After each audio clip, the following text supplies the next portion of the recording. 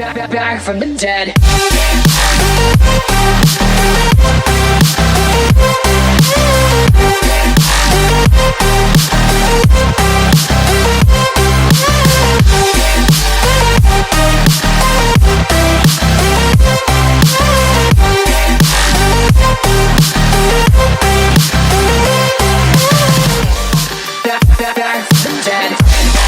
Back from the dead. Back from the dead.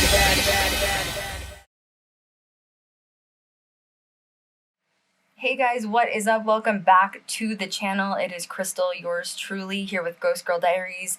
It is a paranormal podcast for those of you that are brave enough to join the circle. And today we're talking about Nostradamus, and I'm going to bring in my sidekick for the day, which is Eilfie music. Yay, everyone can hear us now. That's awesome. You know what? It's just one of those days. Well, let's see. It's Mercury retrograde. We're right in between the eclipses. There's literally like a blood moon Scorpio eclipse tomorrow/tonight, like goes into the weekend. And yeah, that's like dark. I hate Scorpio moons. That's just personally. You know what I'm saying? Oh, and it's Friday 13th. And yeah, let's just add some sprinkles on there. So if you're wondering why audio wasn't working, there you go. So anyway, how was your week, Eilfie?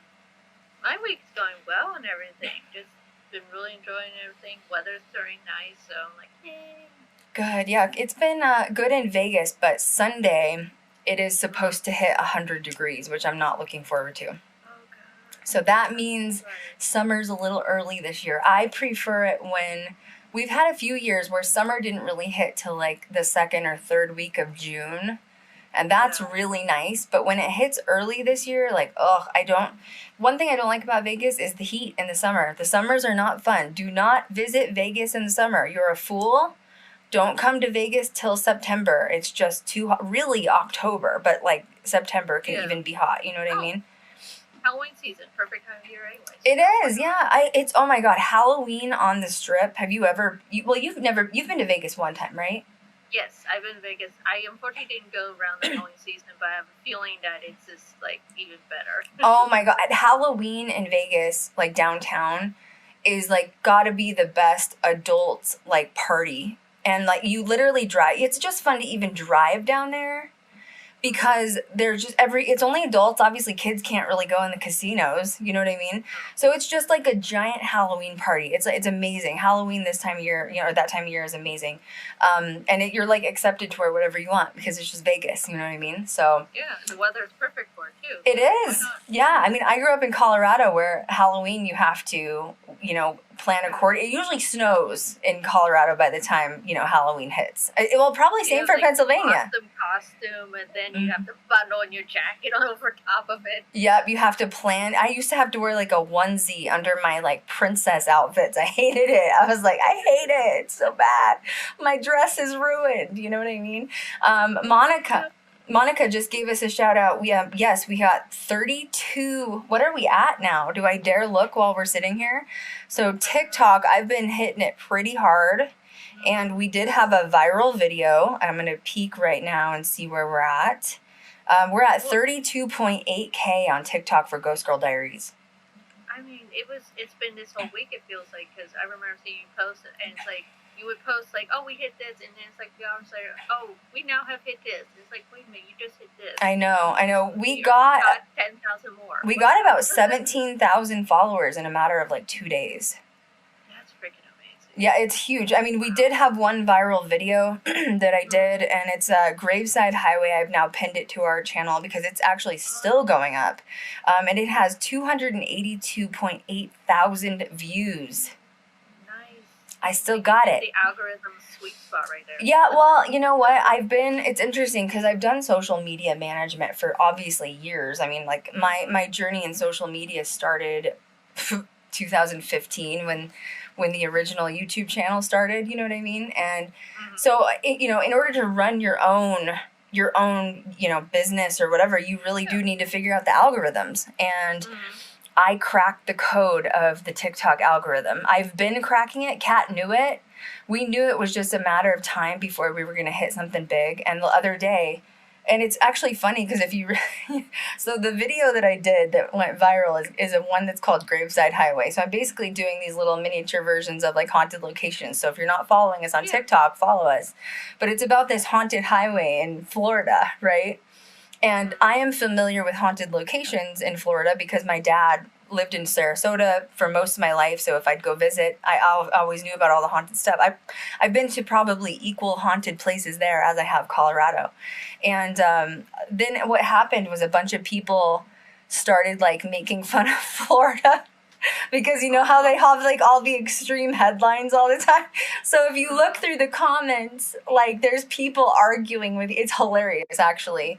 People are arguing with each other about like how dumb Florida is. You know what I mean? I'm like, it's crazy though, because I'm like, they're boosting the algorithm, so I can't really complain about it. You know what I mean? So anyway, it is random though, out of all the videos, it was that sporadic one that kind of went. So, but yeah, social media management and algorithms are very, very important, and I have absolutely cracked the code to that.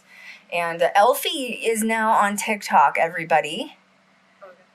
Yes, she is. We pressured her to the point where she cracked. The egg cracked.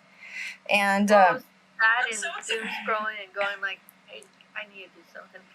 I'm so happy that you're on there, and I told Eilfie too, like she's just started, and I'll help her, of course. If you want any help, you know you can ask. But she's it's at Eilfie, EILFIEM. So if you want to follow her, it's Eilfie M, all one word, no pauses or anything like that. But she's doing, she has some tarot videos and some creepy haunted witchy books that are, of course, her book collection. You guys, this is Eilfie is our actual librarian. Like she is, did not give it away. She is the Ghost Girl Diaries librarian, like officially, you know what I mean? So anyway, yeah, so you got to follow Eilfie, and we're gonna boost her. We're gonna get her going next. But anyway, so today I'm kind of excited about this topic, and I texted you today, and you said the same. You know, Nostradamus, like whether you believe in him or you believe in psychics. Or I mean, at his time, they were kind of called like oracles, is what they would. Mediums weren't really a thing. Psychics weren't a thing. It was more oracle. And whether you believe or not, I find people like this fascinating. Do you? Oh yeah, and I mostly knew him for more the oracle sense, but like really getting into more his history and everything. I mean, he has many layers to him that I think people don't really think about. They think more of like the Nostradamus prophecies, but it's like, no, this guy's pretty cool just all on its own too. Well, it is, but he did predict a lot of stuff, and I mean, there's controversy surrounding him, but like, let's be real here. Anytime you're talking about a psychic or a medium or anyone, a prophecy, being able to see into the future, I feel like all of these people are somewhat scrutinized, don't you think? Mm-hmm. And you have to remember too, he was doing this during a time where it was not a very safe thing to be doing anything remotely oracle or soothsaying like either. Well, this could have technically been considered, Satanism or witchcraft, or you know what I mean, like talking to the devil, like dark stuff, and of warnings, like of prophecies. And you're right, your life could literally be at stake for doing something like this. But he was like so sure of himself. He wrote one book, that book was accurate, and then he just started writing books and books and books about the future. The other controversy that sort of does go around him, which we'll kind of get into later, but if you're talking about when he was born, which was like, 1503? That's crazy. 1503. Yep. And then he died in 1566, okay? Mm-hmm. That really wasn't that long ago. I mean, that long ago. You know what I mean? And and this is during the era when there is the printing press and books and everything. So it's an interesting era of great expanse of knowledge. Also, unfortunately, the Inquisition. So a lot of big changes were happening in this guy's time and everything. Mm-hmm. I don't know, I feel like, and this is just me, when you think of people, like really big public figures, like, I mean, you could even talk about Albert Einstein, who like literally died in like the 60s or 70s or something like that. You think of like big people, like philosophers, and then you can even go into Plato. Socrates. For some reason, I feel like the human brain just clumps them all together, and they were all from like Greek mythology times. Like, and they're not, but like your brain just like, they're these like ancient like genius philosophers, and then you look at Nostradamus, you're like, no, that was like literally like 300-400 years ago. Like it really wasn't that long ago, you know? Mm-hmm. Oh yeah. No, and he's fascinating. Also, like if, as we'll see too in his life, is unfortunately the crux of it always goes back to the plague. The plague continues. Well, yeah, I didn't even realize he was alive during that time, and like he went to a university. I'm jumping ahead, but he had to quit university because there was a plague outbreak. Yep. Wow. Yeah, that kind of unfortunately followed him throughout his life of things happening worldwide because of plague. Also, I feel like we can relate after Rona. Yeah, and it's just, you look at it going like, yeah, that sounds about right. It doesn't seem, it's weird though, like seriously, like you think about pre-Rona, which was like, what, 2019 technically. You think about pre-Rona, yeah, so many years ago, when we were free and we could frolic without masks. No, you think about that, and there was a time where all of us would have said, I can't imagine what, the Black Plague was, or Spanish influenza, like, and now here we are, and we're all like, oh girl, I know what it was like, and it was some rough stuff, Yeah, and the only big difference is honestly we have better medical advances and everything compared to back then, between like the 1990 influenza and then even back further the plague. So it's like, the further back you get, the more screwed you are. It's true. No wonder. I bet people were. I mean, we lost a lot of lives with this, but imagine. Oh my God! Yeah, not having. Woo. Wow. Yeah, no wonder people were dying left and right. You know what I mean? Well, I want you to start this off because Eilfie, loves our history. She does all of our history, and she, you know how she gets into this, guys, and she did not, slack like normal. So Nostradamus, he's born December 14th, 1503, which I found interesting. He's a Sagittarius sun, and he was born in France. Yes, Saint-Romain, France.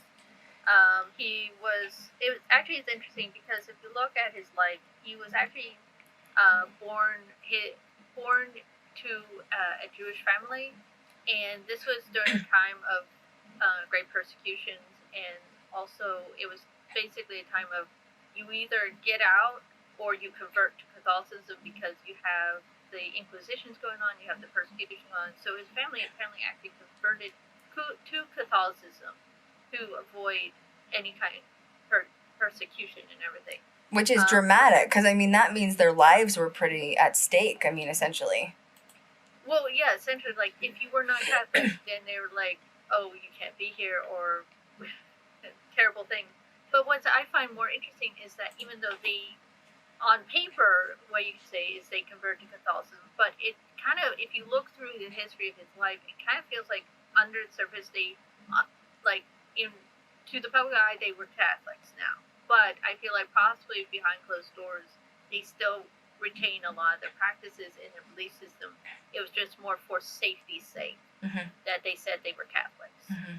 And this might be why he had some of the information and knowledge he had that he carried on through the rest of his life and everything, especially when we get into like herbal medicine and astrology and all his know-how and everything. So that part I find quite interesting with Nostradamus. I forgot to add it, but they actually end up changing the name. It was a different name. Nostradamus was the name they took when they converted to Catholicism. So his full name was Michel del Notre-Dame, or Nostradamus. So that's why, and from her on, we'll just call him Nostradamus. Mm-hmm. I think I found, you mentioned the herbalism, and I didn't even know that about him.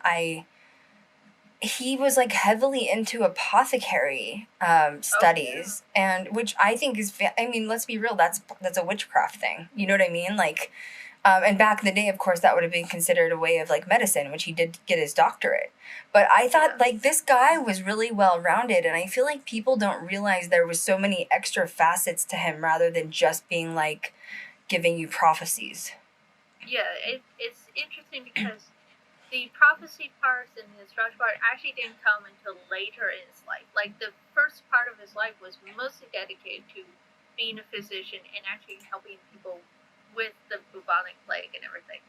And actually his information or his knowledge of apothecary and herbalism, when he went to universities, and I think one of the first time he got kicked out and everything, there was some talks in the biographies that because he knew this information about apothecary and herbalism and more like not university practice, they kind of looked down at it. They thought it was just kind of herb working country folk knowledge, and it wasn't considered like high university knowledge, or this is not what doctors do. And it's like, wait, this also helps people, but they kind of looked their nose down at his knowledge of herbs and medicines and everything. Well, at that time, though, medicine, what would you do? You know, I feel like at that time, medicine was still kind of being invented in a way.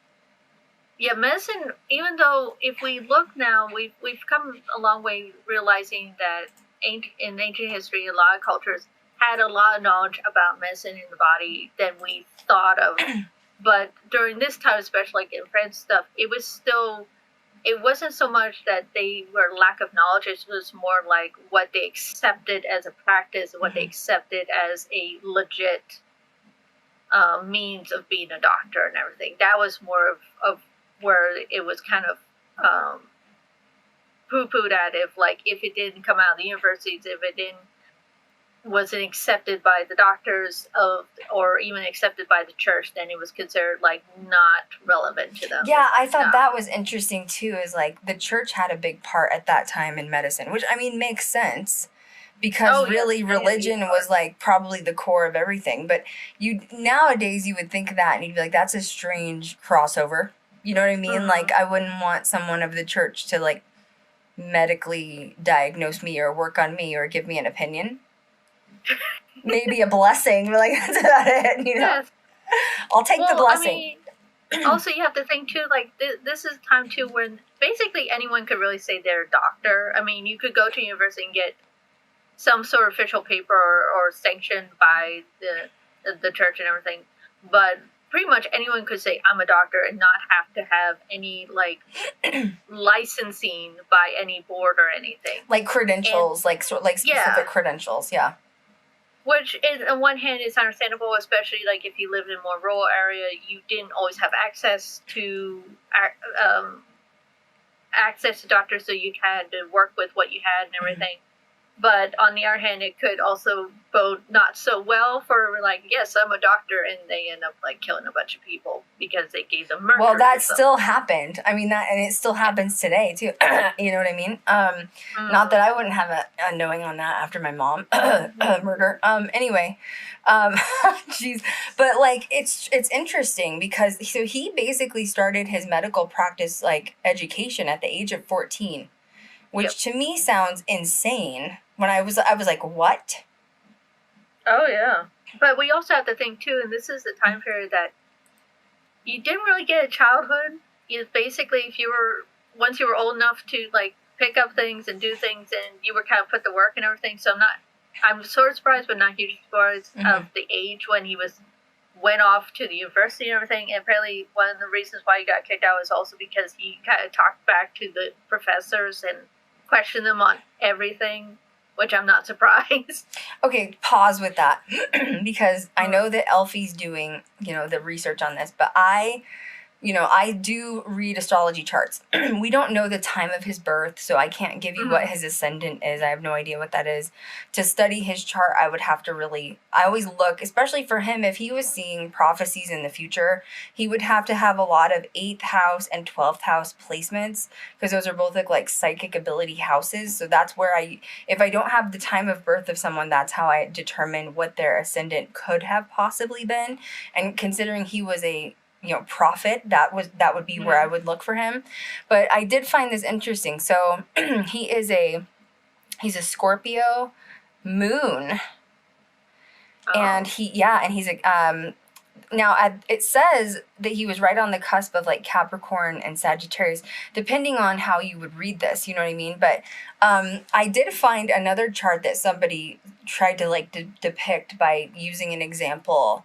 You know, they do what I do. So they basically found his 10th house was with his midhaven, which was also conjunct his Mercury, which I find interesting. 10th house is important because that's where you're a public figure, that's fame. 10th and 11th house usually represent fame. And his 11th house, if it was there, it would be Aquarius.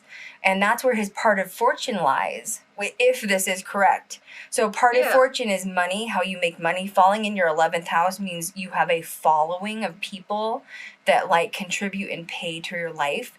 And that means that his Scorpio moon would fall in place with his Lilith in his 8th house of Scorpio, which once again, 8th house is considered psychic abilities.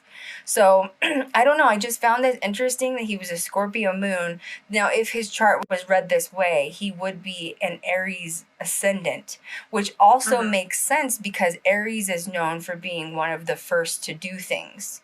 So he was really considered like the first prophet of his time to write these kind of massive books of like predictions. So in his North Node with, I think it's Uranus and another planet, I can't see from here, I don't have my glasses, they fall in the 12th house of Pisces, which Piscean energy is also known for being psychic, and 12th house is psychic. So anyway, I just wanted to depict his chart because I do find it oddly accurate just because I do read astrology, that Scorpio moons, I mean, Scorpio placements alone are just psychic. And I know that because Eilfie has Scorpio placements and Kat is a Scorpio ascendant. My South Node's in Scorpio. But anyway, I just had to chat about that. I find astrology important when you're talking about public figures. So if we're correct, it would be Nostradamus would have ascendant in Aries, sun in Sagittarius, and moon in Scorpio. So very, very interesting. That's very neat. So wait, so with the houses, then does that mean that would fall in line with later on when he became very well known and actually was very well received in court and everything? That would actually fall in line with his houses? It would, because his 10th house has Capricorn in it. So 10th house represents fame, like, you know, fans essentially. And then your 11th house is, you know, who follows you. So, like, what kinds of people follow and respect. With his 11th house in Aquarius, that means he's very smart, intelligent. Aquarius signs are known for being one of the smartest signs in the zodiac. Capricorn in the 10th house is an earth sign, and they're usually workaholics and solid with what they do and how they say things. So, to me, that's interpreted as when he would give this information out as a 10th house Capricorn, it was believable. Even in 1500, whenever he wrote his first book, like literally people believed him because he sounded solid and he sounded like he knew what he was talking about. And I think, I don't want to jump too far ahead, but what I read was that he wrote one book about like current times, and everybody took, it was legit, you know, like to the people. And because people were so blown away by how legit that was, he just started writing more and more and more. And he literally called them like almanacs. Yeah. And then he literally went into the future. I mean, like where we're at now. So I don't know. I just find it interesting. No, actually, it's very interesting. It falls in line with a lot because, especially when you're saying like he was very workhorse, very driven and everything, because even outside of prophecies and everything, like this guy, like he did his job as a physician. Like he went all through Southern Europe and everything. He went and helped people. He did a lot of medical advancements that were kind of frowned upon back then, but actually saved people's lives, which it's very interesting. That's very true. So that actually falls a lot within, like you said, with the charts and everything, of his drive, both as a physician, but later on as a astrologer and as a soothsayer too. Yeah, he had a lot of different sides to him, which is interesting because I think why I find it fascinating is like literally, let's compare it to paranormal. Okay? Yeah. Paranormal people are defined in like two ways. You either believe or you don't, right? So like it's really hard for what we call skeptics to believe because they have a usually extreme science brain. right? Like, they're so science to the point where, like, if you can't explain it through, like, actual scientific data, I don't, it doesn't exist, essentially. Oh, and then you have Nostradamus, who was like, no, I'm actually, like, a scientific medical professional practicing medicine, and I do prophecies. So he literally merged the two. And I think it's a really good example because I don't think everything is always black and white. Yeah. I mean, I don't know how you know what I mean? Even in paranormal, right? I mean, I have had my experiences. I know it exists. I don't need scientific data on that level to show me that my mom's been visiting me or whatever, or I have her in my house. You know what I'm saying? And it's just interesting. I wish that wouldn't be so black and white anymore with everybody. Well, to me, especially skeptics, it's more like I sometimes feel like it's not so much always they are so driven by the science of it, but more of the stubbornness of, okay, either you're going to believe it or you're not going to believe it, but if you keep trying to force someone to prove to you, then you're just now digging your heels in. That you're not really trying to find proof. Now you're just trying to aggravate someone going, no, this is not real. But it's like, well, obviously there's no way to prove it to you. You're not going to take anything as stubborn is the perfect word for it. And the reason I say that too is I do not argue with skeptics. I don't. I don't care if someone believes or not, honestly. I'm not here to make someone a believer in paranormal.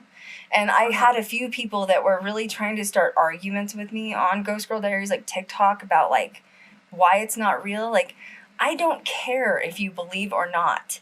I will say that when you finally, if you do have that one major paranormal experience in your life where that we've all had, where you have that moment and you're like, okay, there's something, then you become a believer. But I can't say anything to those people. It's weird because like they get really defensive on one side about not wanting to believe, like that you're fake and what you're doing is fake. But yet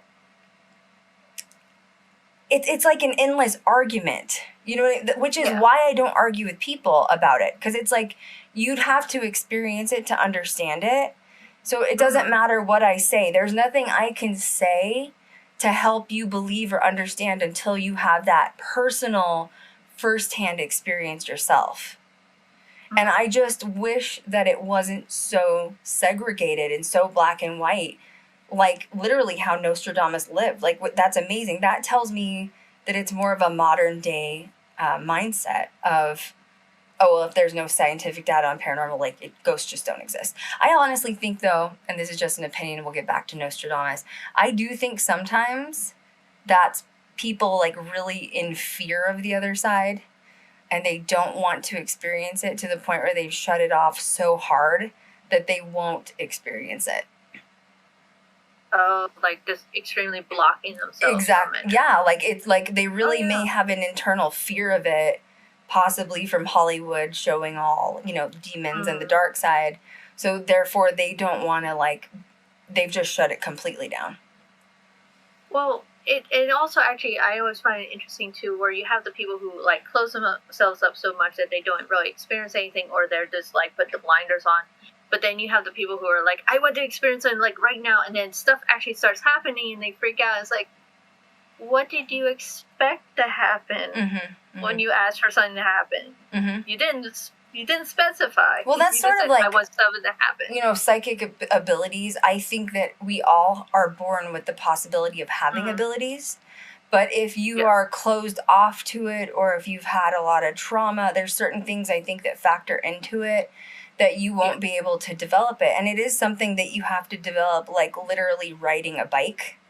Sort of like how I've developed being able to communicate with my spirit guides, even in my dreams and with my mom. Like, I didn't really have that ability till my mom passed away in January. But if you're not open to those abilities or trying to figure out how to access them, you won't. Yeah. You just won't. And that's okay. Like, there's nothing wrong with that. You know what I mean? Anyway, I just like how Nostradamus really, like, embraced it all. Yeah. Oh, also quick note on the psychic abilities. I think I look at it like a muscle that you have to exercise, and both accessing it, but also how to kind of not clamp it down so you don't experience anything, but kind of like filter it and everything. Because I've encountered people who are like, I get everything, I can't turn it off. It's like, yes, you can turn it down, you can turn it off, but you have to actually try and practice. And it's not easy. So it's like a muscle. It is. Yeah. I don't know. It's, it's just you have to be open to it, I guess. But I think, you know, one thing I've noticed just being on TikTok and getting the amount of followers that we have in such a short time, just with, you know, comments, I've realized that I don't know if people have been really psychologically affected by the negative side effects of paranormal. And what I'm saying, I know that sounds deep. That's my Aquarius moon just came out. I'm sorry. My Aquarius moon showing. Let me hide it. No, I'm just kidding. But like, I think I even did a video about this. I think that there's been so many movies and TV shows about paranormal demonic activity that it has scared people so bad that it has literally caused like a psychological issue within like these generations. So now they're like afraid to open up to experience paranormal, or afraid to open up their third eye, access their psychic abilities. I think there's a psychological blockage happening because of fear from the media. Yeah. No, I do remember seeing your video about it and everything. And I would agree that between Hollywood and even just the paranormal shows today and everything, unfortunately there has been too much of an emphasis on like anything remotely, not even bad, just reactive. Anything reactive is suddenly labeled as it's a demon. And it's like, no. First of all, no. That's not how it works. It is a much rarer thing to encounter anything which of a negative force. And I agree. I think it does freak people out because you experience stuff when you're in a place, and if you're constantly in a state of fear that you're going to have some demon follow you home, of course everything's going to feel negative to you. Everything's going to feel bad when you're in a place, even if it's just something probably just trying to communicate with you. And if they're trying to touch you, you're going to freak out like, oh my god, it did something to me. It's like, it was trying to talk to you, that's all. It didn't hurt you, it didn't do anything. But yeah, no, I think there is this buildup of fear and everything, thinking around the corner everything is bad. And I've encountered also when talking to people, because it's like they really want to get into this, they really want to get into the paranormal, but they're afraid of something following them home. It's like, well, I mean, I can't tell you like that will never happen, but you just have to establish your boundaries, and you have to actually put your foot in the water to actually start working on making the connections and everything. Yeah, I've had some interesting mixed feedback on, I've done some spirit box sessions with my guides, and then I had communication with my mom. She loves this UV nail lamp that I have in my office. She's constantly turning it on. But I can't tell you how many people came in the comments and told me that it's not my mom, it's a demon.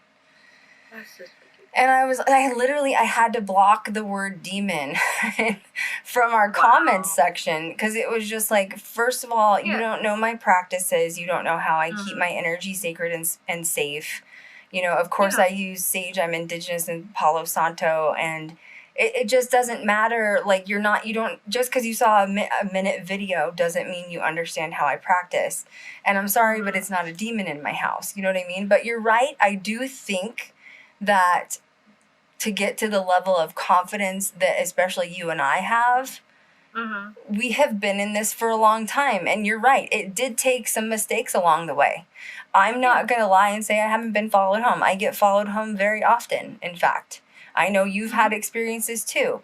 And that's, unfortunately, through those bad experiences, you learn how to, like Eilfie said, establish boundaries and put your foot down, salt rim your house. Like, there's so many things that you can do to keep yourself protected. But even if you were to explain this to people, because of, once again, the psychological aspects that have been occurred from all of these paranormal shows, always saying that it's demonic and bad or evil, they will not believe you even if you gave them a to-do list of how to protect yourself. They still won't believe you. No, and I personally feel in some ways it's that people want to experience a haunting at one of these locations like it's an amusement park. They go there, they have sounds heard, they hear footsteps, ooh, they go home, it's fine. They don't want to actually interact with anything on a person-to-person level, because once you start doing that, yes, things will start attaching themselves. Yeah, the attachment, but it's not even the idea of like, oh, negative things. It's just more like you are literally putting up a flare now, going, hey, I want to actually talk with you, and they're like, oh my god, someone wants to talk with me. And I think that's the thing. People want to have a paranormal experience without having any possible consequences of having a paranormal experience. It's not even bad consequences. It's just you interact with something, there will be residue left. You will change, they will change, there will be change no matter what. And they don't want that. They just want the amusement park experience of the paranormal. Well, and I also think that if you lead with fear, like you go into a location afraid and fearful, you're going to get what you're looking for, you know? Oh, yeah. And front load yourself. It's literally the law of attraction. Like attracts like. If you go in with fear, the energies that like to scare people will be attracted to you. If you go in looking for a demon or afraid you'll find a demon, guess what you're going to probably find? Something dark, probably, because your energy is vibing at that same level. And once again, I can't really train you on this because this is just something like Eilfie and I've been to hundreds of locations at this point. Like, it just takes practice. And we have also had those mistakes too, where like, oh, Ed Gein followed me home again. Got to get rid of this guy. You know what I'm saying? Like, we don't want Leatherface in our house. You know what I mean? Like, it's happened. It's a lot of on-the-job training, honestly. You can read all the books, but not until you're actually in the field doing any of it. And I sometimes feel like people think if they have enough electronics around them, there's a buffer or something, that's the only way to get any experience. You can unfortunately hit the pavement and go to the places to have anything happen. All right, let's get back to Nostradamus. I know we kind of chant. It's okay. I mean, it's part of the conversation. I know, but it's part of it, though. You know what I mean? Like, it is. It's part of it. So he did enroll in the university in 1519. At the age of 15, that's just crazy to me. And then this is when his whole town was hit with the plague, and the university literally shut down. That is insane to, like, I mean, once again, just comparing it to what we've already been through the last few years, it feels creepily aligned. Well, and what's interesting, too, because I even took a quick search through this, like, when we think of the plague, especially the Black Death and everything, we think of it like it was like a one and done deal, but actually it came in waves. Like, there were multiple. There was the big wave in the 1300s that I believe they estimated, because there's no way to get exact number. They estimated that it was like 20 million people, or possibly in Europe and England alone, died from the first wave of the Black Death and everything. Wow, my God.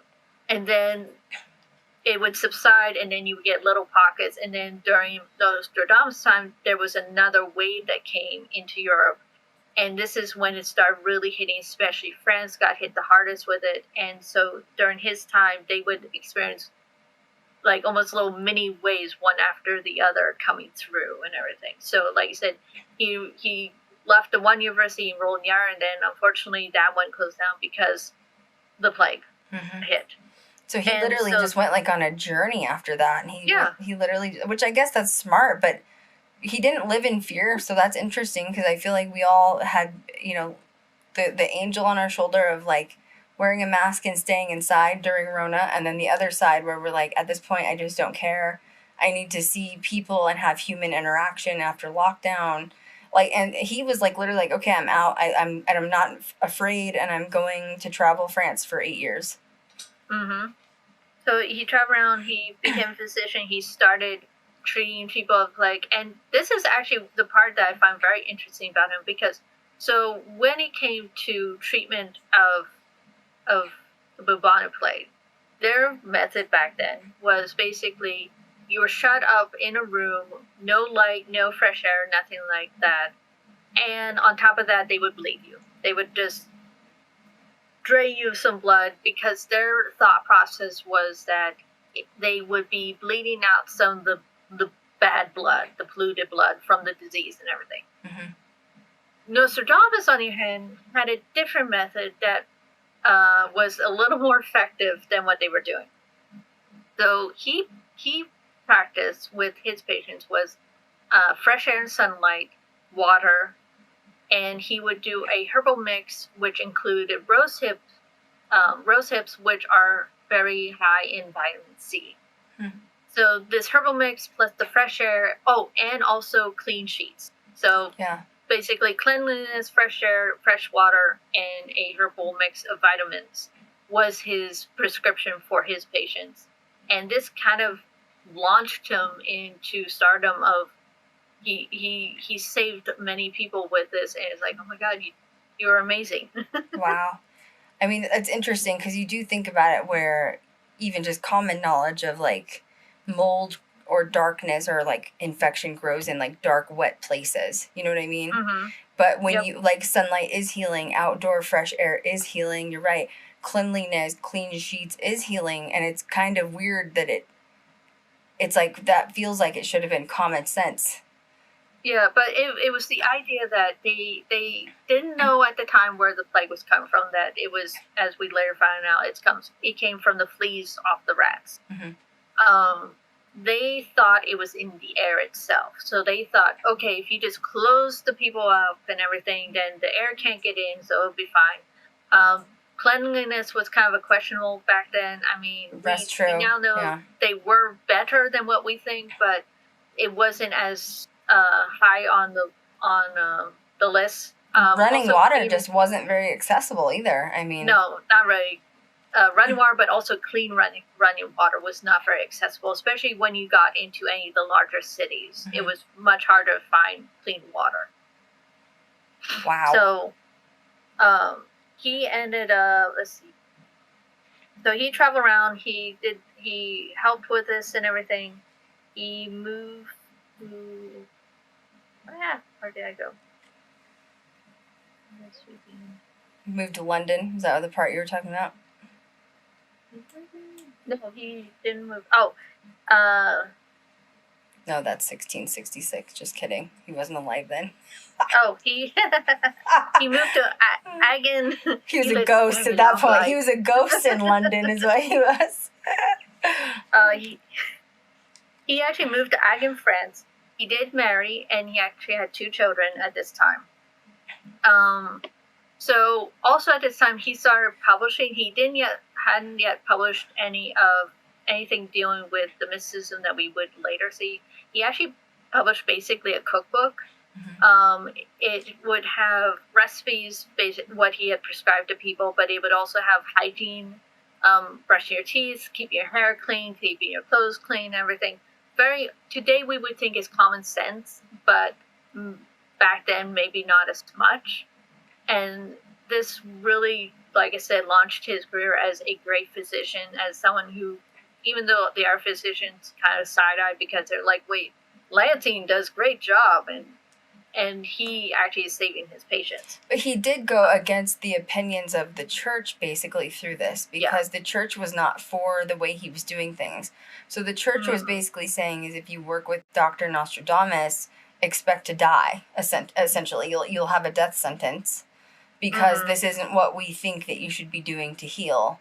But I think people just trusted him. Once again, if he does have Capricorn in his 10th house, that makes sense. He seems stable. He seems like he knows what he's doing. He seems like a hard worker.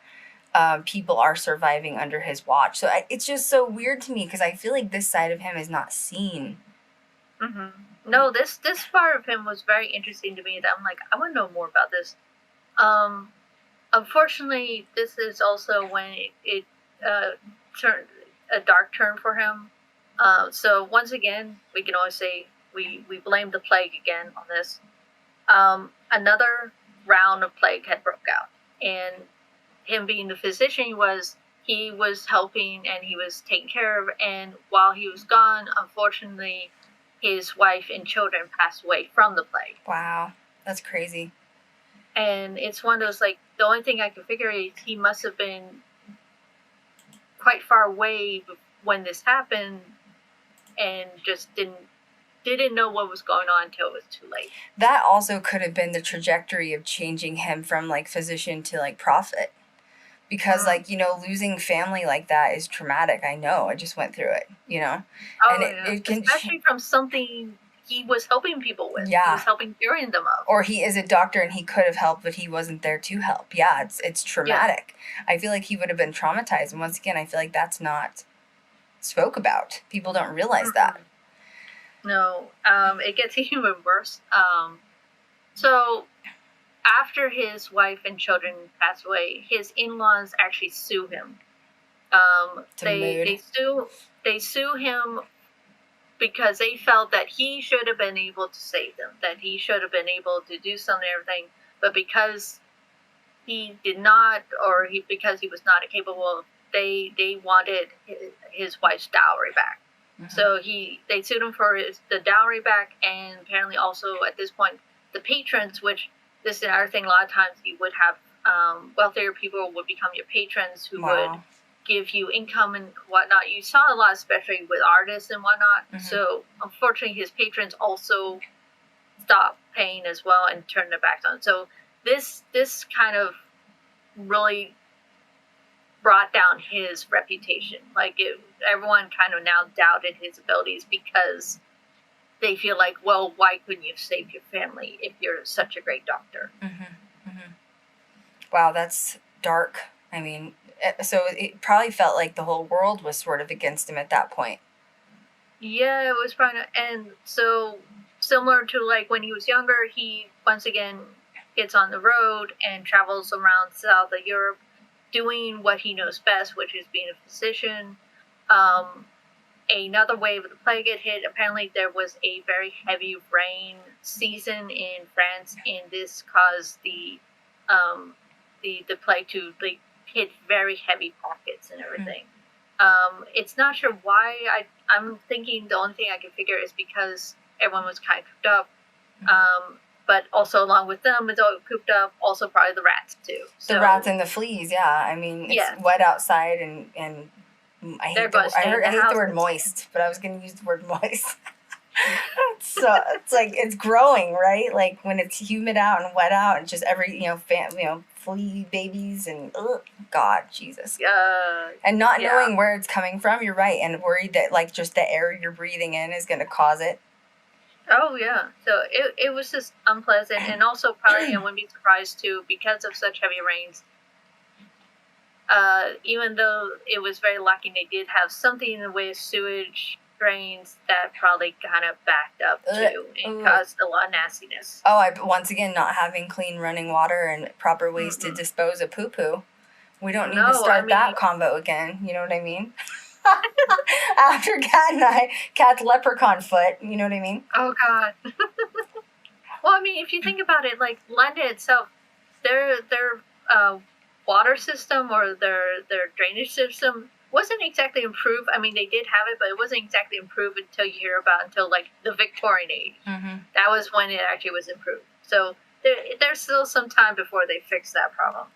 My God, that's gotta smell good. You know what I'm saying? So he starts scrying at night. Well, he remarries, right? He remarries. Yeah, so he rebuilds his reputation, but so apparently with that big pocket of plague, he was actually able to save pretty much a whole village. Like he rebuilt himself, he rebuilt his reputation.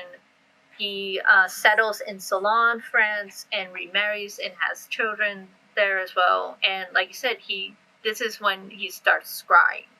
This is amazing because I didn't know this part about him either. So, do you want to talk about what scrying is so that people understand what scrying is? Oh, sure.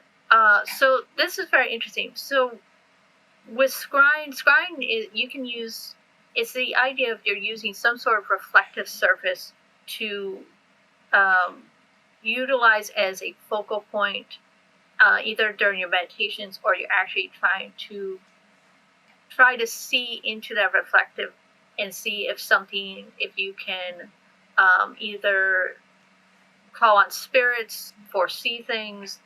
There's a lot of different ways. One of the famous ones people think about with scrying is John Dee and Edward Kelly. John Dee did a scrying with a obsidian mirror, and he would scrying it, and then Edward Kelly would then talk about what they saw in the mirror, and they would translate that and everything. Now with Nostradamus, his method of scrying was actually with a brass bowl that he would have with water and herbs in it. So he probably it was probably a mix of water and herbs, and that would probably give off a certain smell or scent that would help him set his mind into a meditative state when he did this scrying. A lot of times you'll see people when they do scrying is usually in a very darkened room, either with very little to no light. Sometimes you'll see with a candle. One of the methods is having the candle reflective in the surface, but you can't see your own face, but you can look at the reflective, and that's supposed to help induce your seeing visions and whatnot.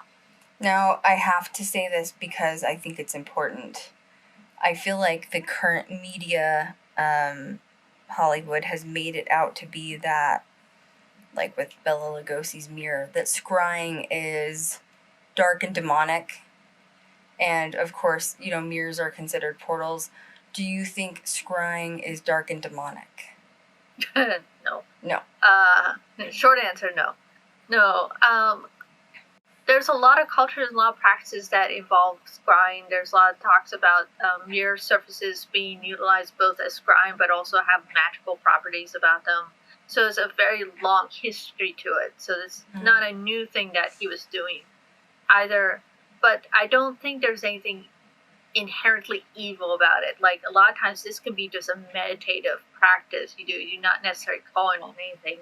You could just be sitting in a dark room focusing on what you're trying to bring forth in your own practice and everything. So it's not like suddenly a Bloody Mary moment. It's that's okay. Pounce out the mirror. I'm glad that you... And once again, it goes deeper than that of, like, protecting your space, putting boundaries down with your space, like the ways we talked about earlier. It's a lot deeper than just what... I don't know. I just don't like the way scrying's always portrayed in Hollywood. Because to me, it's always like there's going to be a demon come through the mirror. Or, like you said, especially Bloody Mary, that's the first thing that I think of. 100%. 100%. Well, I can understand, like, on a visceral level where, like, so some of the funeral practices usually involve when someone has passed, you cover all the mirrors in the house, and you reflect the surface, and that was supposed to be the idea that so that the spirit of the recently departed person who was still trying to acclimate to the fact that they had passed didn't get trapped, or you didn't accidentally see them in the mirror or anything. So a lot of times you'll see homes that if they're going through a recent mourning, that a lot of the mirrors will be covered and everything. That was especially popular in the Victorian age. That's amazing. Oh, yeah. I just think it's cool. I can understand, like, I personally am not a fan sometimes when walking through a haunted location, looking at reflective surfaces, because I see enough horror movies in the back of your brain. You do think about something standing behind you, just hanging out there. Mm-hmm.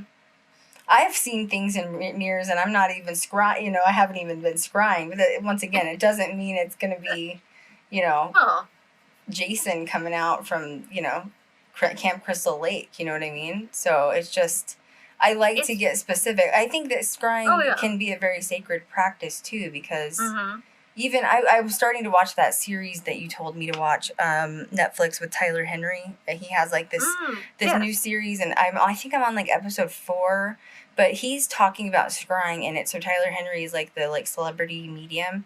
And, I'm just really, really fascinated by him in general. But there's a series on Netflix that Eilfie watched first, and she told me to watch it. And basically, it's about the behind the scenes of, what happens to him after he like goes to like do a reading for people, and he goes on these private readings and he's like drained for days.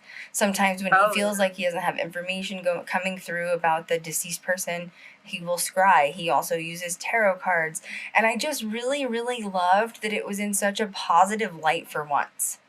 Yeah. You know what I mean? Like, it wasn't in a dark, like, oh, I don't know. I think at this point we are all so burnt out on like the demon thing. Mm-hmm. We're just burnt out. I think we're just tired of hearing about it.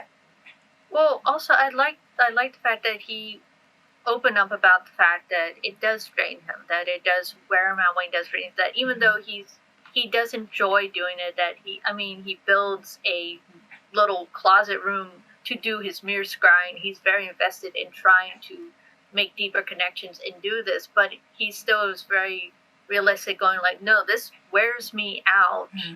And I have to have a recovery period. I don't think that's often talked about, or it's looked at as like a bad thing, but it's like, no, you just expended a lot of energy interacting with a person, trying to make connections with them. That will tire anyone out. Yeah, he talked about, which we'll get back on Nostradamus in a sec, but he talked about having a collapsed lung from he did a reading on somebody and he had a collapsed lung, and he thinks it was related to the reading because he said he feels literally what these people died from. Like, they make him feel the same thing. So I don't know. Yeah, that's a good series if you guys want something new to watch on Netflix. I'm not done with it, but it's really good so far. So basically, Nostradamus is scrying in this bowl, and that's where he starts seeing these prophecies and these visions. Yep. So he starts doing meditations, and then he starts doing the scrying. And he does this apparently at night. And you have to remember too, like this is something he has to be very careful about doing too, because he is a public figure, more or less, in this time period, and this is very volatile time of the church is pretty much in everyone's business, and you don't want we could say give them any kind of possibility that there should be. Yes, but even more so. But, yeah. So you don't want to give them any hint of possibility that they might like look towards you or like investigate you, because that will not end well when the church decides that they want to investigate you. Wow. So he has to be kind of very down low about this. So, but it's interesting that he then starts publishing almanacs on these. Now this is where I think this gets interesting when we think of Nostradamus and his prophecies. Is these are quatrains, which are 4 lines, and they look kind of more like interesting poems and such. And they always look so strange. Like, if you sit down and actually read the quatrains, they make very little sense at times. But when you read the history of it, you understand why he had to make it very vague or very unusual. Well, they've been interpreted too, and also I feel like the language was just different too. I think it was a handful of things. Yeah. Oh yeah, because also you have to remember these were translated from French to English, so the interpretation might be different too. But so he starts publishing in, I think, 1554. He begins, or 1550, he begins publishing these almanacs. Now, what's really cool too is these almanacs are not just a bunch of the quatrains of his prophecies, but they're like, think of almost like farmers' almanacs today. They were the quatrains, but on top of that, he had his astrology charts, his predictions in the astrology area and everything, and then also like recipes and this, that. And he does this for a while, from 1550 to like 1564, like every single year. I didn't realize that he had forecasts, is what they're called, prophecy forecasts, all the way till year 3797. Yeah, no, I was surprised by that. I'm like, wow, he went pretty far. He did. Considering he was in the year 1500, that's a chunk that he was just sitting there scrying every night. You know what I mean? Like, wow. And he's been accurate with a lot of things, but that can also be up to negotiation, I guess. You know what I mean? My eyes hurt just thinking about him sitting in a dark room looking into this water and writing stuff down. I still think that this was related to his wife and his kids dying, honestly. I just think that I'm telling you, because now that my mom died in January, it's a shock to the system. Mm-hmm. It is absolutely traumatic when I used to hear people talk about stuff and they'd say like, oh yeah, my mom died. And I couldn't relate. I can't relate to that because I'm like, Jesus, that's horrible. I can't even imagine. And then my own mother, died the way she did, which by the hands of someone else. And oh my God, it is traumatizing when someone like dies like that that's close to you. And like him being a physician couldn't control it. And I think that it made me look at life on this planet completely differently. And so I can really relate to him in that sense of losing his wife and kids. He probably feels like he could have, in a sense, stopped them from dying. It's probably almost like survivor's guilt in a way. And he wants to connect with the other side more and more and more until it's such an obsession that he's gone scrying to the point where he's in the year 3797. Like, my God, that's taken it far, Oh yeah. Well, also on top, it's like you have trauma on top of it because you have the loss of his family. Then you have also him traveling around, seeing he didn't save every person that he helped. So he's experienced the loss of patients. He's experienced the seeing basically whole Belgium. That's true. Wiped out. Yeah, I didn't even think, you're right. He probably saw bodies and massive amounts of death to the point where this was a lifetime of seeing nothing but death. Really, that's true. He was probably already living in a sense on the other side because of what he'd witnessed. Mm-hmm. Because that's a lot of death to experience. You're right. That's not normal. And it's not normal even for a normal physician, because how many times does the plague come around like that? You know what I mean? Mm-hmm. So you're right. It probably took him to a whole different place.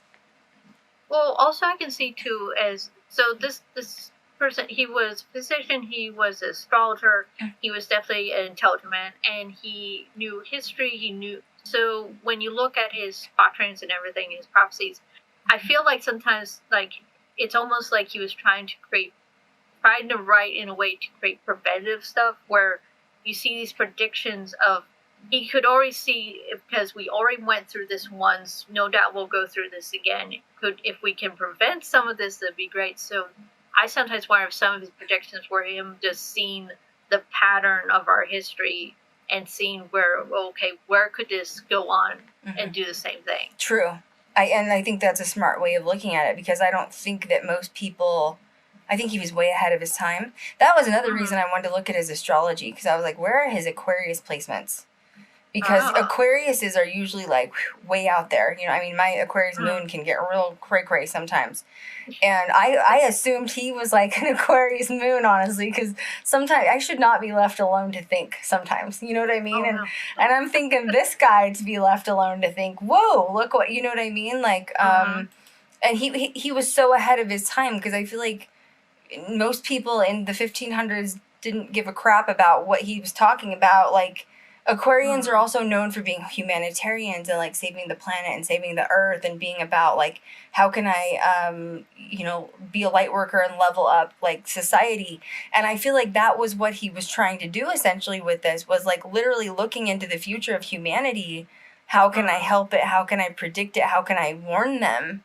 And it was he was way ahead of himself. Oh yeah. Well, I mean, you have to think too. It feels like, at least with the amount of travel he did, amount of work he did, that his job as both a physician but also doing work as astrology, I don't think it was so much because a physician usually could work their way up in society through the court and through different levels just because of their influence and their ability to basically save people's lives. I feel like his work as a physician was probably, yes, some of it probably was trying to work through society and go up and higher in society, but I really think a lot of it probably was trying to help people and save people too, especially the fact that he went against the grain of what every other physician told him, this is how you're supposed to do it. It's no, I don't think that'll work, and tried new ways. See, and that doesn't even stand out as much to me as it does of the church being so involved and being so in control. it was Yeah. probably almost like life-threatening for him to go against what the church was saying at that time. Oh yeah, I And mean, even though like he I was said, being careful, he was still, people were going to catch on eventually, you know? oh for sure. I mean, like I said, going all the way back, his family had to convert to another religion just to keep themselves safe. So it was probably very much indoctrinated into him that no, you gotta make sure that even that the front public scene is all good, because if it's not, they will bring you in and question you. So from a very young age, he was probably already taught that no, we gotta present this way because it's for our safety. Oh, so I missed a question too from somebody. Middle American said, do you guys think that psychic abilities are hereditary? Yes, I do. And once again, I still think Eilfie's right by saying it's a muscle that you have to flex and sort of grow. But I got an ability when my mom died, and it's not an ability I'm proud of. My whole life, my mom said, I mean, I'm indigenous. My grandmother was off the res. My grandmother had abilities. My mom has abilities. I didn't really get abilities till my mom died, which is very strange, but I guess that's how it works. But my mom, my whole life would say this, and I there was a podcast I did with her, so some of you heard her say this, but her ability was, I can see death in people's eyes. And it sounds dark, and it is. And since she died, I can see death in people's eyes, and it's horrible. You're right, Eilfie, I should probably work to turn that shit off. You know what I'm saying? Because that's not a fun one to have. But yeah, I think that they're hereditary. Do you? Oh yeah, I think it's a mix where you can have a hereditary where it's more likely to come down through the family, but it doesn't mean even if you have no psychics whatsoever in your family, it doesn't mean that it's not possible. It's just if it is passed down, it might be more likely. And don't know what Krystal said, you might not get this not so much fun ones due to it might coming down through the family too. I used to tell my mom, don't give me that. I don't want, and then she gave it to me. Thank you. I appreciate that. It's horrible. You know what I'm saying? It's terrible. Unfortunately, I feel like that's one of those things because a lot of people are like, I want to be psychic, I want to see things. No, you don't. But then you hear about the people who are like, no, not really. You don't want to see that. I saw something in my house one time. I can't remember when it was. This was I think this was before Paranormal Challenge. So this was like pre 2011. I was in bed one night, and have you ever just had that feeling? And this is really like my amateur days of ghost hunting, where like I definitely got followed home a lot. Did not get them out of my house. They camped it there for weeks, months. You know what I mean? Like, pretty soon my house is really haunted. Now it's like an emergency situation. You know, like that was that era of Krystal. But I had something follow me home, and what I was doing was, this was like when I first started like understanding about spirit guides and your spirit team, and I was like, you know what? I really want to see, an energy. I want to understand what it's like to be psychic. I did. And what you wish for. Yeah, you do. Seriously.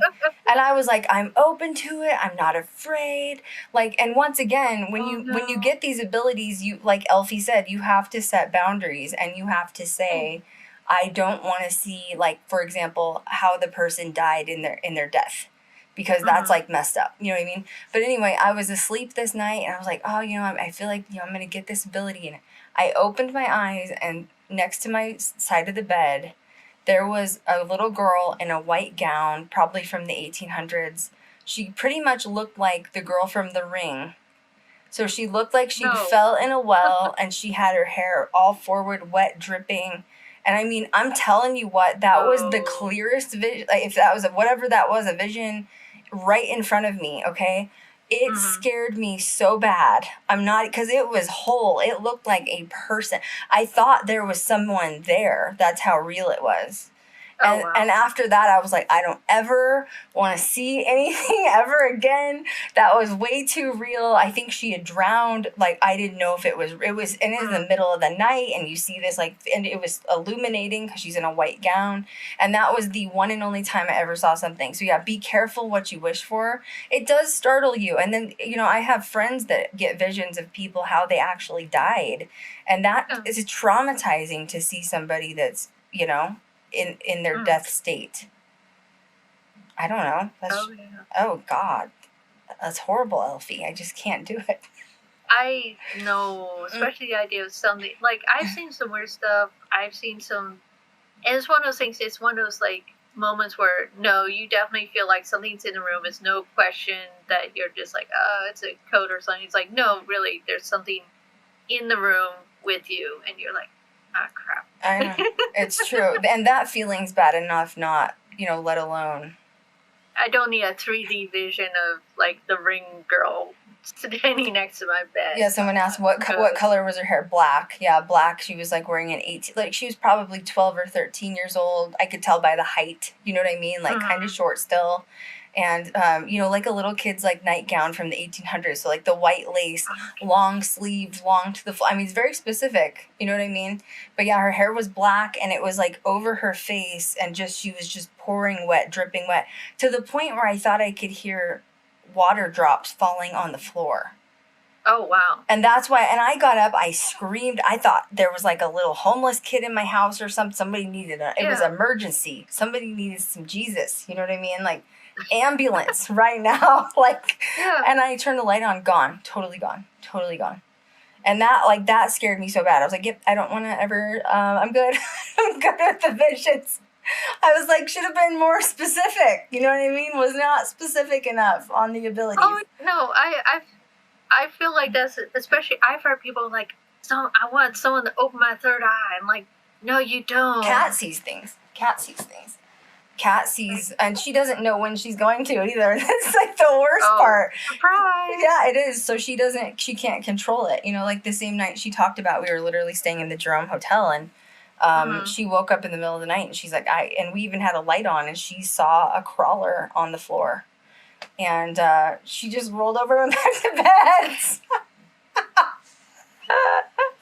That's when you know you've kind of gotten that desensitized where you're like, yep, not tonight. Yeah, she's like, I'm not dealing with you. I'm done. We're over it. So yeah, it's true. I mean, the abilities, I don't think like you think of the dark stuff necessarily, but like even how people died normally is just traumatic enough. You know what I mean? Like, I don't know. I think that like 13 Ghosts is such like an accurate depiction of that, of just like how you could see through the glasses. You know what I mean? Oh yeah. That feels like how it is with if you have like your abilities and you put glasses on. It's especially like the princess who was like slaughtered and cut up. You know what I mean? Well, that, and also like it. Even though yes, it's very Hollywoodized, it's still that.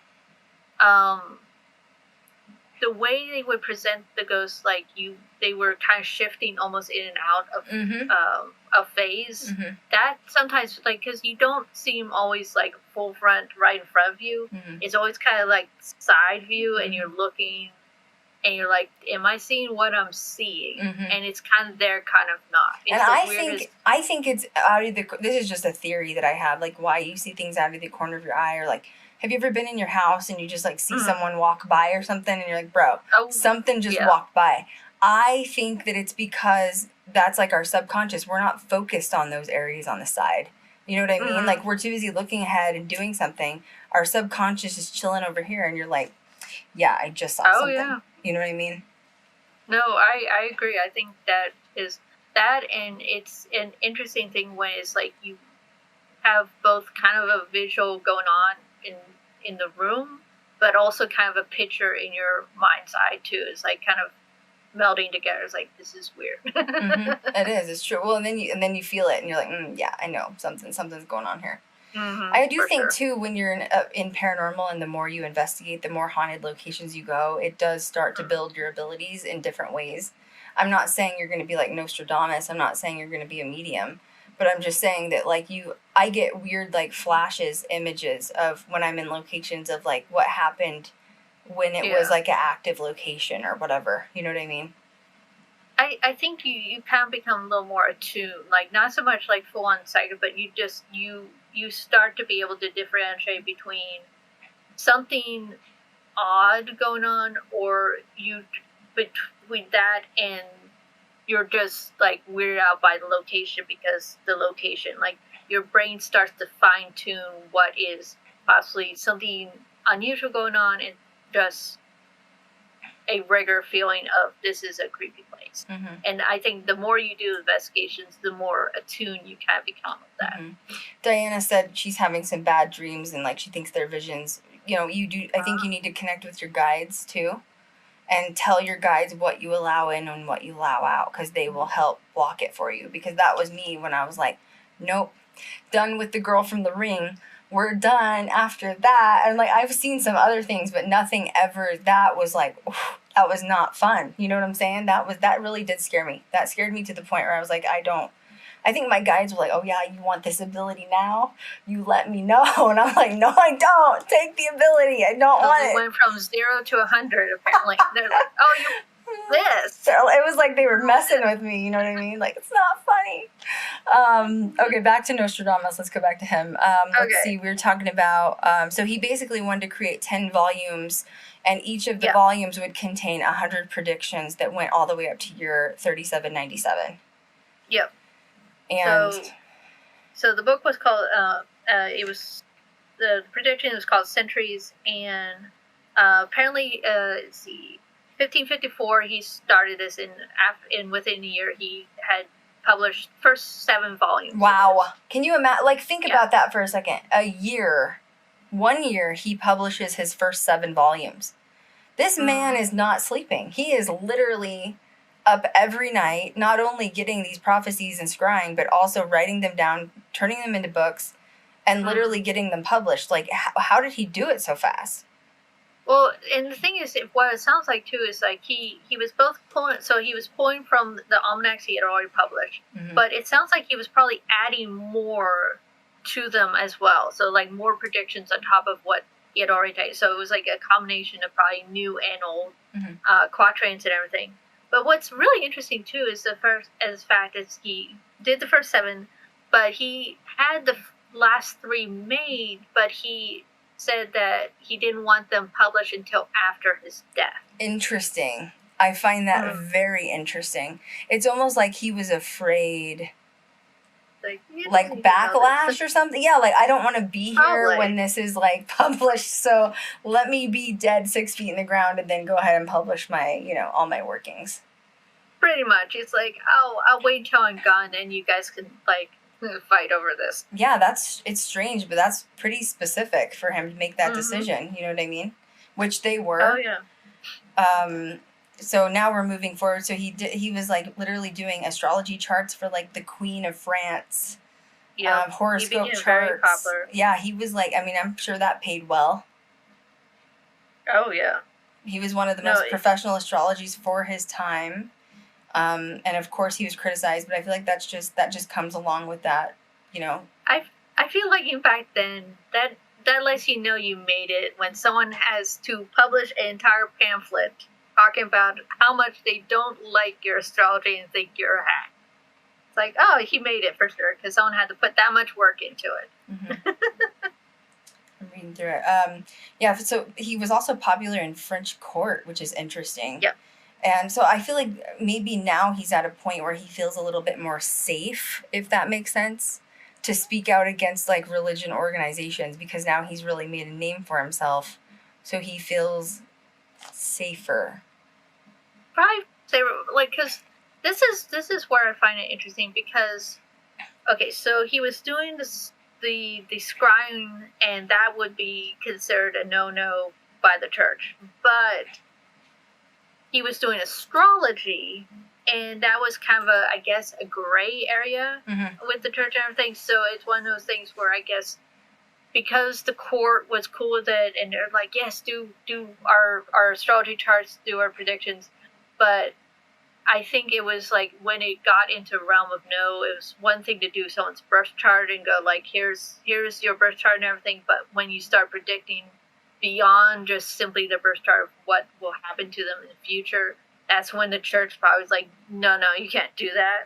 So it's this interesting gray area. I agree with that, but I also think that it was like, okay, people of power, like, we're talking about the Queen of France, whatever, have the money to be able to pay him, because a normal, Joe Schmo wouldn't be able to afford to pay him to do an astrology chart, right? So he's making money from the, quote, elites, essentially. Yeah. But Oh, it's yeah. almost like the elites wanted in on the information, but they didn't want the little people to be on the information in a way. Well, and this is also kind of like interesting area because this is not too dissimilar to like going back with like John D. and Edward Kelly. Like they were prominent in Queen Elizabeth the first time.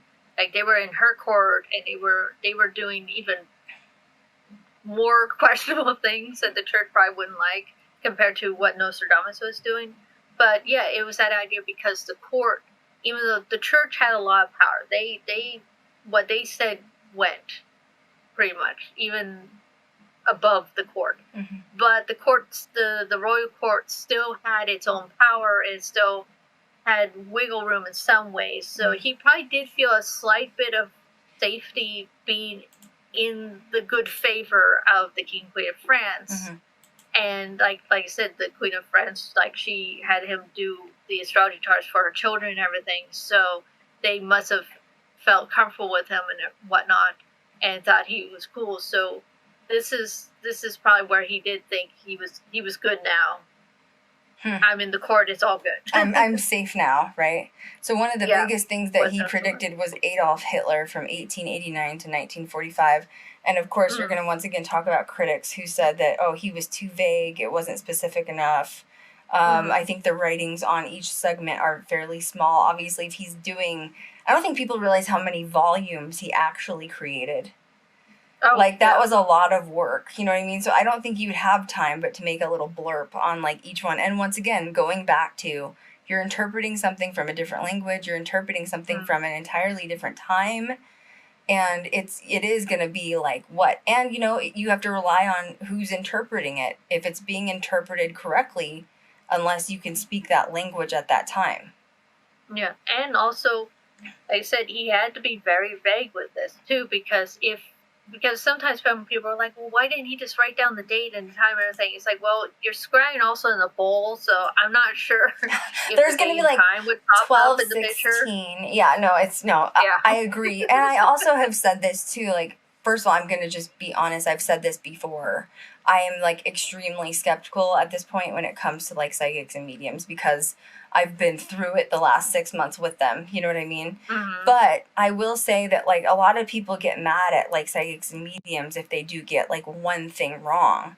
And you have to remember like they're still human. And like I don't think anybody's perfect. And I do feel like the future is always subject to change. So just because they saw this thing at that time doesn't mean like something in the quote butterfly effect changed it for it to be a different result now, right? Yeah. And so he also had the U.S. space station, the Challenger, that exploded in 1986. I mean, there's been a few others. I didn't realize he died from gout. That's horrible. Oh, yeah. Well, I mean, you also have to remember he was definitely of a upper class and everything, and they, I think, called gout the rich person's disease or something like that. But it's more fascinating because when people think about his predictions, they're like, why is this so vague? And it's like, well, because of the church in this. But also, if you have someone from the 1500s looking at images of what, like, planes, cars, modern equipment, and then you have them like, okay, now describe to me what you're seeing. Mm-hmm. Yeah, no, through a bowl. Through a bowl in dim lighting. Yeah. I think that's why it probably was vague, because it's like, well, I kind of see this metal thing flying in the air. It looks kind of like a bird. And it exploded. That's probably as close as it's going to get. Mm-hmm. Yeah. Well, and at that time, you know, spacecraft didn't exist. So how would he have known what to call? He's not going to be like, okay, the words the U.S. Space Station Shuttle, the Challenger popped up on it. You know, it's not like it's like, it is. It makes me laugh because I don't think people realize, like, you know, especially scrying is difficult. Yeah, it's not, you're not watching a television, like, geez, you know. Although, it wasn't on, like, computer screen. No. So, okay, he has top predictions, which I think are kind of interesting. So I'm going to let you start them. Let's see here. So the biggest one, of course, was actually during his lifetime was his prediction of the death of King Henry II, which was like from the French court that he was a part of and everything. And I believe he even gave them warning like this will happen, and it came to pass. Mm-hmm. More or less, one of the more detailed ones that actually line up closer to what we think he was predicting. So the quatrain, which was from Century 1, quatrain 35, was the young lion shall overcome the old one in martial field by a single duel. In a gold cage he shall put out his eye, 2 wounds from one, and then he shall die cruel death. And so what had happened was King Henry II was a very athletic person. He did do jousting. Jousting. And Got gousted in the eye. Oh, you got gousted in the eye. Well, what happened was apparently he was jousting, and the lance had veered off the armor, broke, and a splinter actually went through his helmet and went into his eye, and it was apparently a long, painful death. Got a bad eye, man. Oh, but think about what Eilfie just read. It sounds like actual poetry, really. Mm-hmm. So honestly, he, obviously he's well educated too, but for him to even like create these words is like kind of impressive. Oh yeah, kind of impressive. He predicted. He passed it. Now we also have to remember too. These are quatrains that we think this is what they predicted. Like we've lined up as close as we could to the time, because even though it's written as centuries, it doesn't mean literally first, second century, or anything like that. Mm-hmm. So this is the quatrain 64 that they believe was his prediction of the 1919 flu influenza epidemic that happened during World War I. So the quatrain is, the scourge being passed, the world shall be made smaller, peace for a long time, lands inhabited, everyone shall go by air, land and sea, and then the war shall begin again. So he pretty much predicted the influenza, the end of World War I, the small time of peace, and then essentially the beginning of World War II. Wow.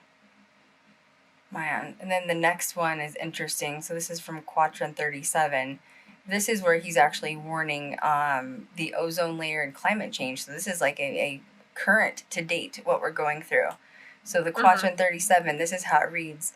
Of the great number which shall be sent to relieve the, besegist of the fort, plague and the famine shall devour them all except sevenly that shall be beaten, which has basically been interpreted as a warning on biological warfare and destruction on both plant and animal life.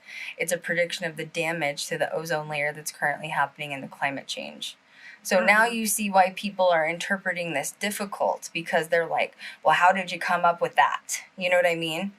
And there's literally like current day and age astrologers that have looked this, and I'm sorry, not astrologers, philosophers. I meant to say philosophers that have read through this and are able to determine. And most of these philosophers are people that have studied historical facts, literally how they communicated at the time he was alive. You know what I mean? In the 1500s, and how it would interpret to modern day language. Mm-hmm. Man, he's got a lot of interesting ones. We don't need to read all of them. We gave some good examples, but the Great London Fire of 1666, he predicted that. He's talking about the predictions of aircraft and spacecraft with military implements in outer space warfare. Is that Space Force? Space Force? Yep. Space Force. He even predicts, like... he even predicts the possibility of like alien encounters and alien life forms, like us, like basically having contact and everything. So it's this is why I find it interesting, because this is still going on. These prophecies are still being interpreted and trying to figure out what they mean. I mean, a lot of times when we think of the prophecies, we think of like the ones from like predicting World War I, World War II, and but there are people who are still trying to figure out what his later quatrains mean. Like, are any of them lining up with what's going on now? Are we moving to Mars? That's the question. Are we moving to Mars? With Elon, because I just don't think I want to. You know what I mean? The prediction of the end of the Cold War in the Soviet Union that fell, he predicted that. He predicted the American Civil War. He, let's see, what's this one? Actually, there was one. Where did I put it? Prediction of spacecraft landing on. This is the alien one that you were talking about. He's predicting a spacecraft that's landing during a great war on Earth. Well, that could be happening anytime, man. You know what I'm saying? At this point, if an alien ship landed, I don't think any of us would be shocked. That would just be the icing on the cake. In fact, if they want to take anyone with them home, I will volunteer myself. Let me go pick up my dog. I'm ready to leave. You know what I'm saying? 20th century possibility of the 1920s rise and crash before the Great Depression. He also predicted. So that's interesting. Wow. Oh, yeah. Well, there was actually interesting. I was going through the book very properly, and there was one that stuck out to me that I kind of thought, like, wait, did he predict spiritualism? Wouldn't doubt it. Honestly, I don't think that'd be too far-fetched, do you? Oh, no. Well, okay, so it's Quatrain 41, and it says, the bones of the feet and hands in shackles. By noise a house shall be a long time deserted. By dream the buried shall be taken out of the ground. The house shall be suburious and inhabited without noise. Yeah, some of those words, man. Like, I skipped over one because it was not. Just like I made it up. Wait, is he maybe talking about spiritualism? Wait, what? it makes you wonder. Well, and then read what it means interpreted, day and age. Mm-hmm. A ghost shall inhabit this house. Yep, a ghost shall inhabit the house. Go ahead, you can do it. Oh, no, you go ahead. I was just looking up, didn't he have Rona predictions for, I wanted to look that up. I had not yet gone that far. Okay. Oh, yeah. Okay. I got that. I have it pulled up right here. I have an article on it. So that was something I was just interested in. So, you can find tons of articles on where they've depicted, his words from the 1500s. But, okay. So let's talk about current prophecies for 2022 from Nostradamus. And I'm not going to read the quatrains because, my God. Yeah, some of those words are just like... Jesus, take the wheel. You know what I'm saying? So one thing he predicts is the death in 2022, so that's current, the death of a political leader. Some people are saying could be Kim Jong-un. Some people are saying Queen Elizabeth. Some even say Joe Biden. He's saying dramatic climate effects will change, like here currently. It's basically saying that the Black Sea will almost boil due to climate change. Wow, that's horrifying to think about that. Although that is happening with the reefs. They're saying they're literally just dying because it's too hot, like the water. He has predicted inflation and starvation, saying that his fellow man to eat in his despair. So that's happening right now. The rise of technology. So they think this is related to cryptocurrency for 2022. And then he's saying that there's going to be a fall of the European Union and, quote, sacred temples of the Roman time will reject the foundations of their own foundation. So that's interesting. They're also saying that could be in relation to Brexit. Oh, I can see that, yeah. No, and there's still been, it's still going on and everything. So I can definitely. Okay, so this also, and this is another article, and I haven't done enough research on it, but it says there's false posts that have been made about the 16th century philosopher Nostradamus, claiming that he did predict Rona. I'm not saying the real word, because, you know what I'm saying. Oh, Kat just said we just hit 33K on GGD TikTok. Holler. Woohoo. So anyway, he didn't actually predict that. Rona is what they're saying. That was a false thing being spread just via social media. I couldn't remember. So anyway, I don't know. He's it's interesting. Him, just like, we've talked about H.P. Lovecraft in the past. We've talked about Edgar Allan Poe, and I mean, I know they're all like in different areas because they were like writers that had like, some sort of weird connect to the other side. And he's like a philosopher, astrologer that has a weird connection to the other side. But it is weird how these people didn't get so famous till like literally way after they were dead. Well, and like we've been saying too, is I didn't realize until I started researching it that he's so it's such a narrow portion of his life he's well known for, even though he did so much outside of that.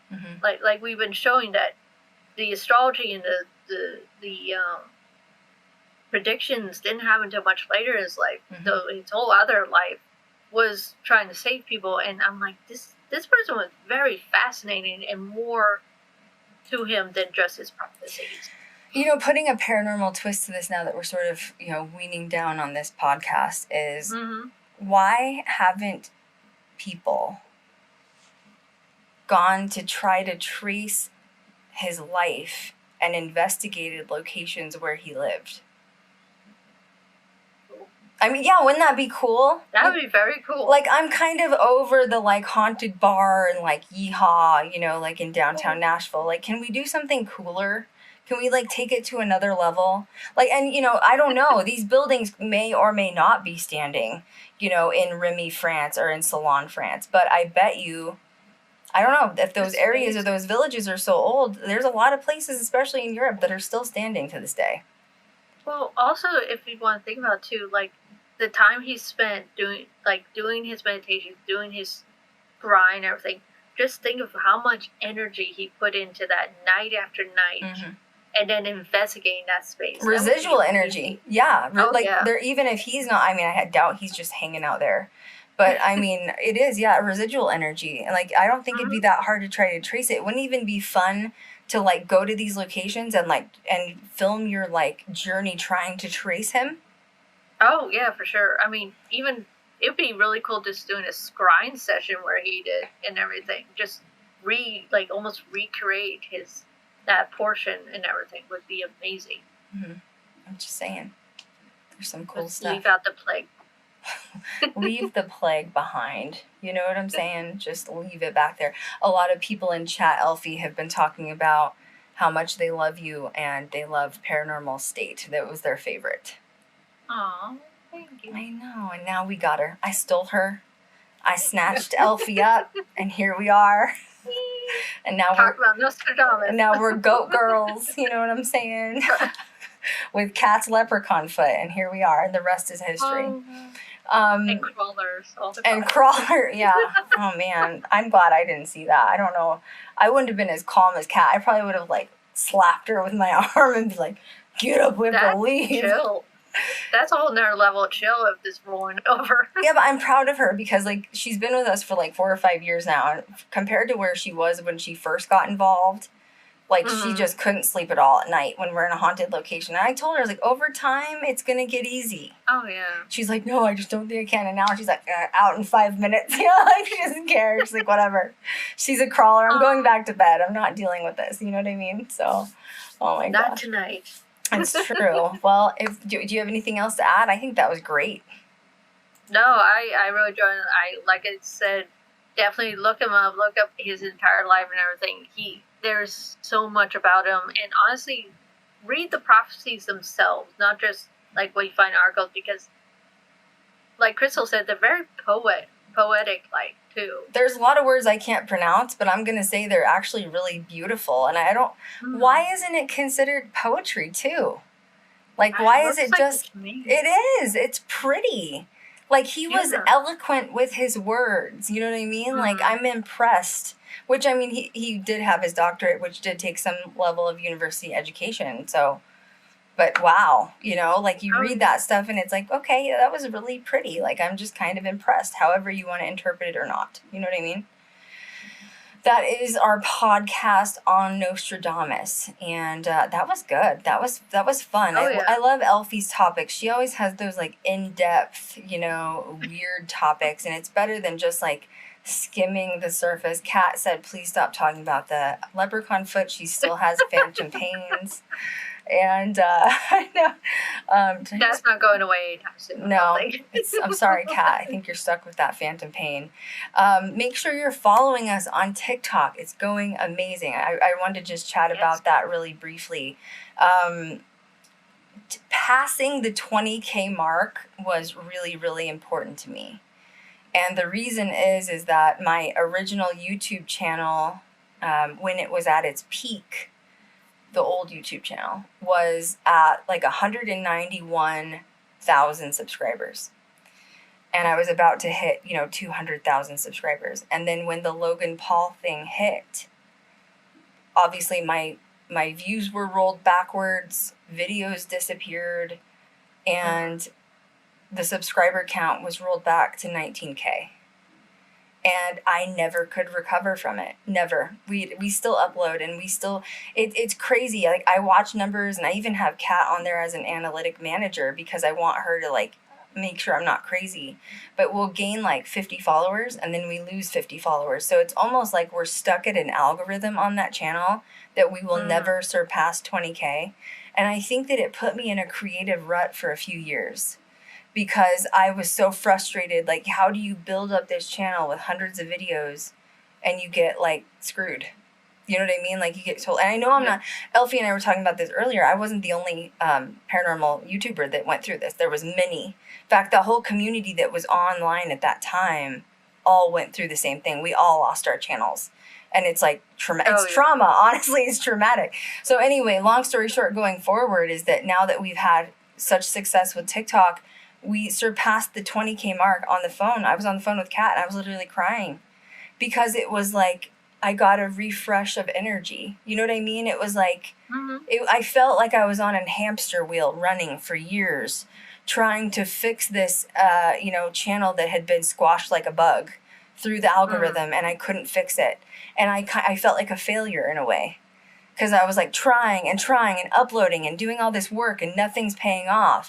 And now I'm like, wow, I'm back on track. Yeah. So yeah, we're at 33K, I think, on TikTok, like Kat said, which is awesome. Keep going up, only going up from here. I'm going to keep working. I've been working really hard on it. And so make sure you're following us there, because it's really important. That's going to be kind of one of our main hubs. I am also still building the new YouTube channel. Didn't do any uploads this week. I had a tough week, to be honest with you guys. I'm planning on doing 2 uploads a week on YouTube, the new YouTube channel. But, it was Mother's Day, and it was my birthday. I was actually born on Mother's Day, and my mom and I celebrated it every year. So I'm going to be honest, I had a really tough week with mental health, with her being gone. It was really hard. So I just really couldn't do any uploads this week, and I didn't push myself. I just listened to my body and said, you know what, take a break, and it's okay. So hopefully we'll get back on track with that. But it's, it's just sad. I really miss my mom a lot. I really miss her a lot. And she was my best friend, and there's an emptiness there that will never go away, especially with her being taken the way she was. And just be patient with me if you don't see any uploads or anything like that. We're going to keep building the new YouTube channel. Obviously, TikTok's going great. Podcast is amazing. And, make sure you follow Eilfie on TikTok too. Like, life is good. Life is good. Someone said TikTok doesn't have a future. I don't know. I would have said YouTube would have been my main hub, but I got squashed there too. So I have some baggage with that. I got really burned with YouTube. So that's why it was so hard for me to come back for a while. You know what I mean? And all I know is I'm just going to stay positive and keep moving forward in a direction that we want to go, and keep editing the feature. And that's where we're at. Right, Eilfie? Yep. I always up. Always up from here. So I'm going to let Eilfie go. Eilfie, thank you so much for being here, and I hope you have an amazing spooky weekend. And you as well. This is always fun. Always fun. Thank you, Eilfie, so much.